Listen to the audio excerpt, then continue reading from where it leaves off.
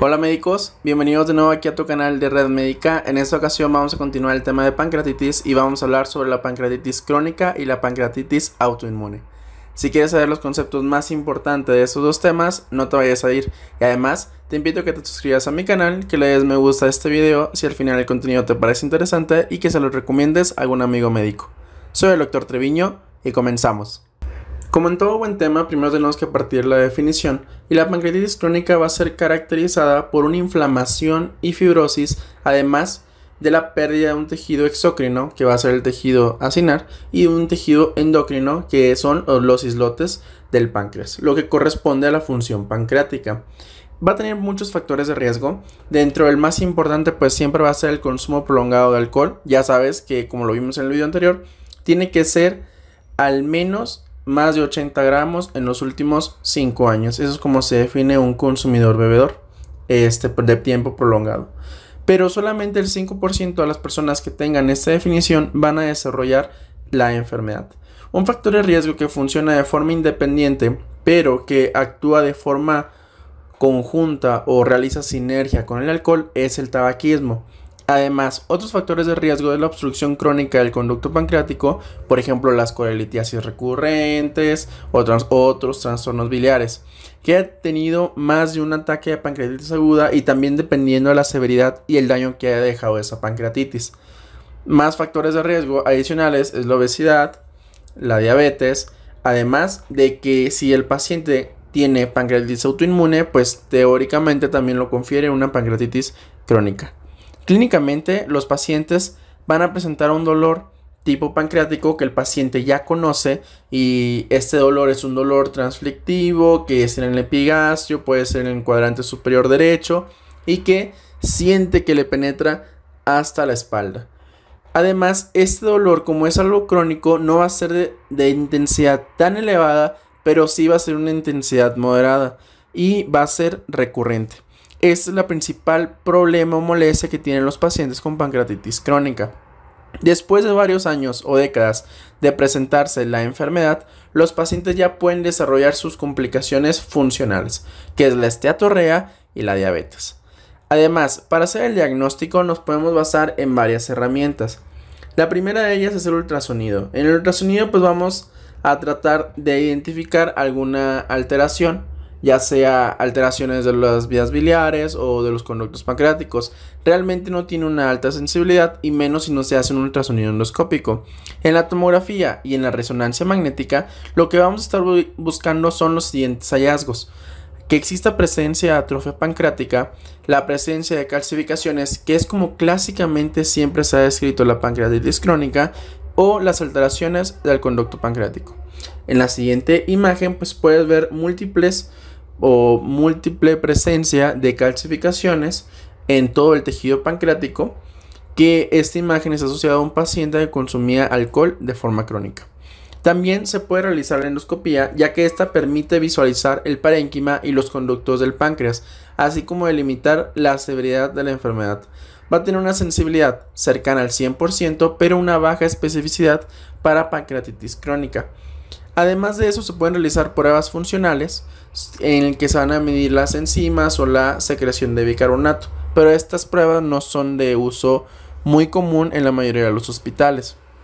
Un aspecto muy importante a recordar es que en ciertos pacientes que son adultos mayores o que tienen edad mayor de 60 años, que tienen diabetes de larga duración, alcohol o tabaco de consumo moderado, pueden desarrollar cambios radiológicos e histológicos que imitan una pancreatitis crónica, pero que no desarrollan las alteraciones funcionales de la misma. A estos pacientes se les va a describir a ese trastorno como tal una pancreatopatía crónica o simplemente pancreatopatía. Y esta es una manera de diferenciarlo de un paciente que tiene pancreatitis crónica. Como mencionamos al inicio, el dolor es la principal complicación que tienen los pacientes y que tiene un impacto negativo en la calidad de su vida. El mecanismo en que se produce el dolor pues va a ser complejo y va a involucrar tanto a los cambios pancreáticos que están sucediendo, además de la función nociceptiva y la percepción central del dolor. Si el dolor está fuera de proporciones o ha cambiado, se debe sospechar de una complicación, como la presencia de un pseudoquiste, de obstrucción duodenal, de obstrucción de vía biliar, pero si es un paciente añoso, pues siempre hay que descartar la evolución de un cáncer pancreático. En el tratamiento no está contraindicado ningún tipo de analgésico y en casos donde el dolor sea muy severo se pueden añadir inhibidores de la recaptación de serotonina, antidepresivos tricíclicos o gabapentinoides. Es importante que exista abstinencia del alcohol porque esto va a reducir la progresión de la pancreatitis crónica y reduce el riesgo de malignidad. Pero recuerda, la pancreatitis crónica ya no se resuelve, solamente disminuimos su evolución o su empeoramiento. También los pacientes deben tener una dieta baja en grasas. Hay otros tratamientos más invasivos como el bloqueo del plexo celíaco y esto puede ser eficaz en el tratamiento a corto plazo, pero en la mayoría de los, como sucede en la mayoría de los bloqueos, el tratamiento a largo plazo de estas terapias pues no es tan validada o no es tan funcional. ¿Por qué? Porque el dolor se vuelve recurrente. Pero si algo se caracteriza las pancreatitis es sobre su insuficiencia exócrina o de su insuficiencia acinar.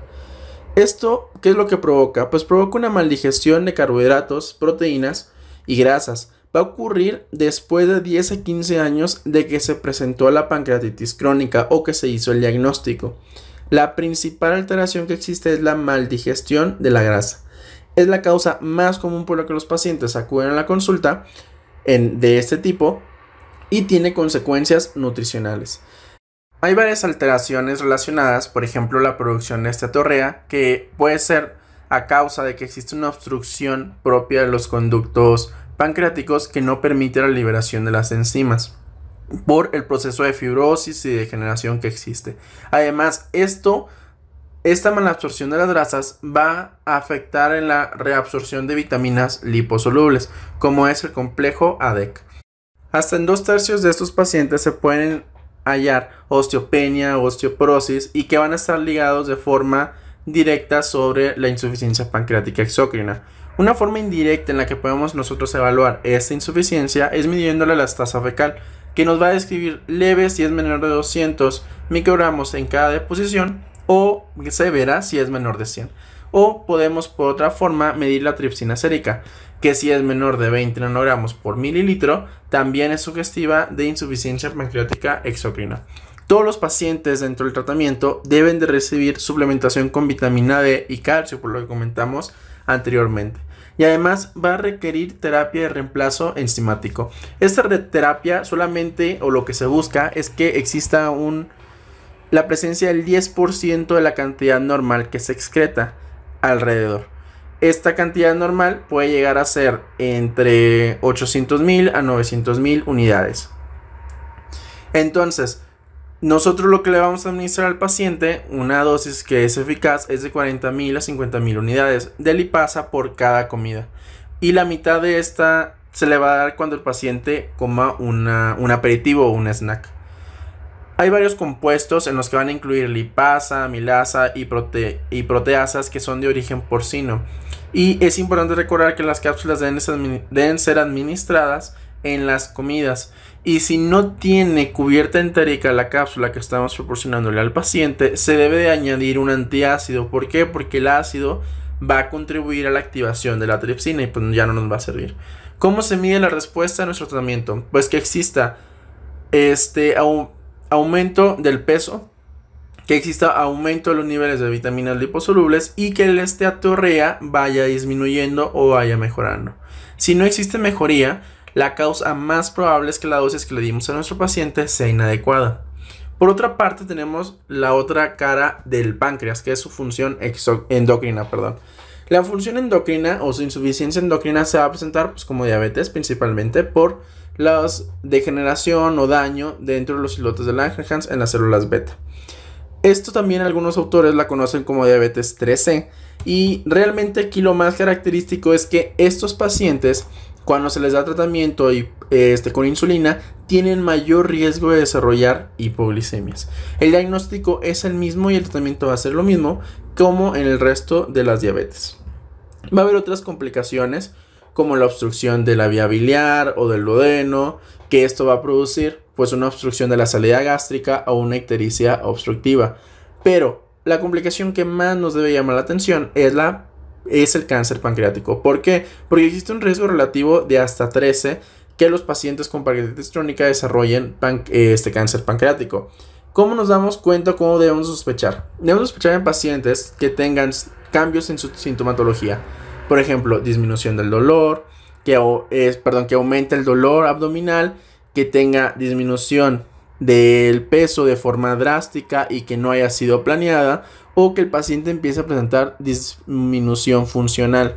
Además, los pacientes que presentan una diabetes de reciente inicio que no es familiar, o sea que no hay casos en su familia de diabetes, también puede hacernos sospechar de un cáncer pancreático.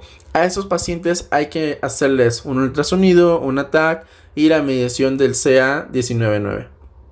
Una forma de pancreatitis crónica que también puede presentarse como una pancreatitis aguda es la pancreatitis autoinmune. Este término se introdujo en 1995 por Yoshida para describir una pancreatitis crónica que presentaba manifestaciones autoinmunes. Se va a caracterizar por ser un proceso inflamatorio autoinmune donde va a existir una infiltración linfocitaria, además de que se asocia a fibrosis, que esto va a ocasionar una disfunción del páncreas.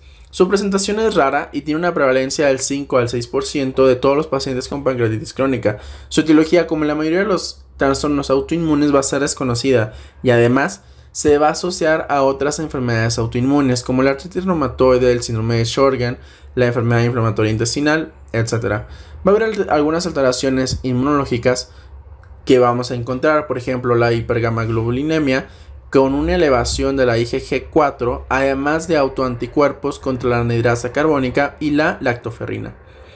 Si nosotros vemos un estudio patológico, vamos a observar que el páncreas se va a encontrar indurado de forma difusa y además de la presencia de granulomas de células epiteloides no calcificantes que van a estar principalmente a nivel periductal, que es lo que se observa en las flechas. Van a existir dos tipos de pancreatitis autoinmune. La tipo 1 va a ser aquella que tiene una ictericia obstructiva, va a haber una elevación de IgG4 y además va a haber un daño sistémico. A un daño sistémico nos referimos que va a estar afectando a otros órganos, como puede ser las glándulas salivales, los pulmones o el riñón. Las manifestaciones que se observan en estos sitios a nivel pulmonar van a ser nódulos difusos, infiltrados y la presencia de adenopatías, y a nivel renal se puede llegar a presentar como una insuficiencia renal leve o múltiples lesiones de baja densidad que se van a observar por la tomografía. Por el otro lado, la pancreatitis autoinmune tipo 2 va a ser más frecuente de presentación aguda y en pacientes jóvenes. Los niveles de IgG4 no van a estar aumentados y va a haber solamente daño local, o sea, solamente va a estar afectado el páncreas. Ambos tipos tienen una excelente respuesta a corticosteroides. Para su diagnóstico nos vamos a apoyar el ultrasonido o de la tomografía. En la tomografía vamos a observar que el páncreas va a adquirir una forma de salchicha con un alargamiento homogéneo y la presencia de un halo periférico con hipoatenuación. Esto es muy característico y es lo que se observa en la flecha blanca. Además de que la grasa peripancreática va a ser mínima. Puede también haber presencia de nodos linfáticos.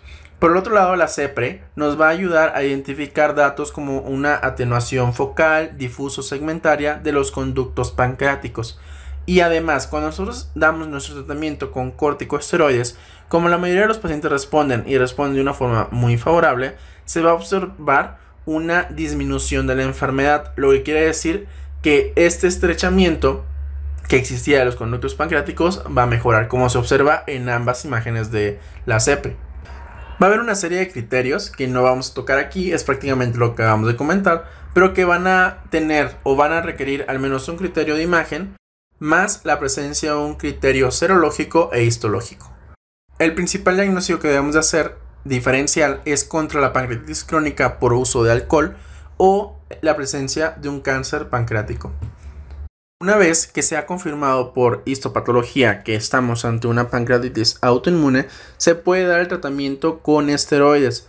Y a estos pacientes se les tiene que repetir nuevamente el estudio de imagen de 2 a 4 semanas para ver si existe resolución casi completa de las alteraciones. ¿Por qué? Porque algunos cánceres pancreáticos pueden responder al tratamiento con corticosteroides y mejorar levemente al paciente. Es por eso que se deben hacer estudios de imagen para verificar que exista una disminución completa o casi completa de las alteraciones iniciales, y se debe de hacer seguimiento por imagen.